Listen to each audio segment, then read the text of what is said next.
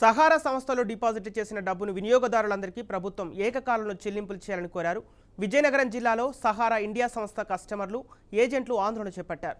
గత 15 ఏళ్లుగా సంస్థలో పనిచేసిన ఏజెంట్లు, కస్టమర్లు డిపాజిట్ చేసిన సొమ్మును సహారా సంస్థ ఈడీ కేసులు చూపిస్తూ ముఖం చాటేసింది.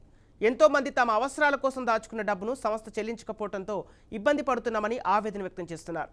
దీనిపై కేంద్ర ప్రభుత్వం చొరవ తీసుకొని సంస్థ చెల్లించాల్సిన మొత్తాన్ని అందించేలా చర్యలు చేపట్టాలని బాధితులు డిమాండ్ చేస్తున్నారు. సహారా సిబి కేసు ఉంది, కోర్టులో నడుస్తుంది, సుప్రీంకోర్టులో ఉంది కనుక పేమెంట్ జరగట్లేదని సాకు చెప్తా ఉంది. అది ఎంతవరకు నిజం అబద్ధం జనాలకైతే తెలియదు. చాలా మంది పేద వర్గాలు చాలా మంది పెళ్లికని, ఆసుపత్రులకని, చదువులకని చిన్న చిన్న అమౌంట్లు రికరింగ్ డిపాజిట్ రూపంలో, డైరీ రూపంలో కష్టపడి ఆది కష్టం చేసి దాచుకున్నారు. ఆ పేమెంట్స్ అన్ని కూడా ఏదో సందర్భంలో వస్తాయి. అలాగే వాళ్ళ పిల్లల కష్టాలు, వాళ్ళ పిల్లల చదువులు కానీ లేకపోతే ఇంకేదైనా పెళ్లికి గట్రా ఉపయోగపడదని అనుకున్నారు అందరూ కూడా.